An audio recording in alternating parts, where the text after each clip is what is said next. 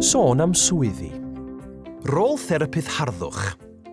Dyma Rachel Davies a Sarah Nichols, ac mae'r ddwy ohonynt yn therapyddion harddwch.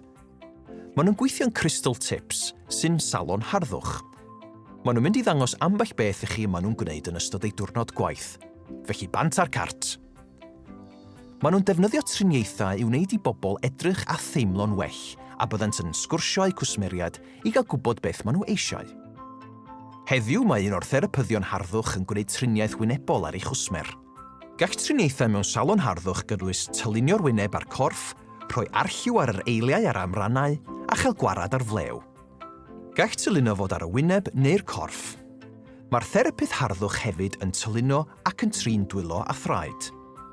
Dyma Sarah yn paratoi ei wyneb cwsmer ar gyfer rhoi farnish arnyn nhw. Mae therapyddion harddwch yn gweithio gyda'i dwylo ac offer eraill. Maen nhw'n defnyddio cemegion pan fydden nhw'n gwneud rhai triniaethau, felly rhaid iddynt ddysgu ac defnyddio'n ddiogel. Rhan bwysig arall o'r swydd yw gwirio ac archebu'r stoc ar gyfer y salon. Ac nid dyna'r cyfan, byddai diwrnod arferol hefyd yn golygu ateb y ffôn, trefnu apwyntiadau a chymryd taliadau gan gwsmeriad. Mae Sarah hefyd yn cadw'r salon yn lân ac yn daclus. Mae angen i gwsmeriad dim ond ddiogel pan byddynt yn ymweld. I wneud y swydd hon, rhaid i chi allu gweithio'n ofalus, sgwrsio a gwrando'r gwsmeriad a rhoi cyngor ar driniaethau.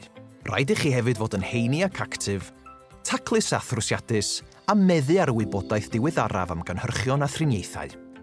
Mae Rachel a Sarah yn hoffi ei swyddi am ei bod yn mwynhau gwneud cwsmeriad yn hapus, gweithio gyda dwylo a chwrdd â gwahanol bobl bob dydd. Os hoffwch chi drafod eich opsiynau neu ddysgu mwy am swyddi, cysylltwch â chynghorydd gyrfa. Cysylltwch â Gyrfa Cymru dros y ffôn ar 0800 228 4844 neu ar y we drwy ein gwefan gyrfacymru.llyw.cymru.